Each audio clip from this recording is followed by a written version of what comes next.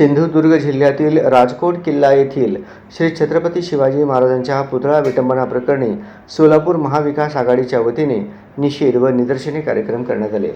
सदर प्रसंगी बोलताना शिवसेना उद्धव बाळासाहेब ठाकरे पक्षाचे महानगर प्रमुख विष्णू कारंपुरी महाराज राज्य शासनावर जोरदार प्रहार केला। महाराज की आजच्या आंदोलनाचे सर्व प्रमुख नेते मंडळी, महाविकास आघाडीचे सर्व पदाधिकारी या ठिकाणी निषेध व्यक्त करताना अत्यंत दुःख वाटतंय।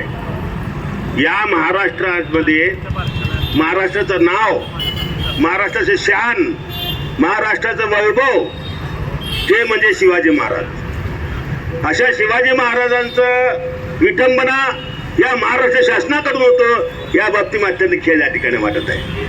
बांधवांनो, तुम्ही विचार करा, हे केंद्रातील मोदी सरकार असो, राज्यातील भ्रष्टाचारी सरकार असो, हे फक्त बुटी का बाल सरकार आहे। बुटी का बाल आम्ही लहानपणी असताना एका खेळणेवाला येऊन ते दाखवत होता की बघा, देखो देखो देखो किल्ला आ गया, देखो देखो देखो ताजमहल आ गया। अशा प्रकारे नुसतं घोषणा करायचं, वेगवेगळ्या घोषणा करायच्या लोकांसाठी आणि त्याचा गाजावाजा करायचा।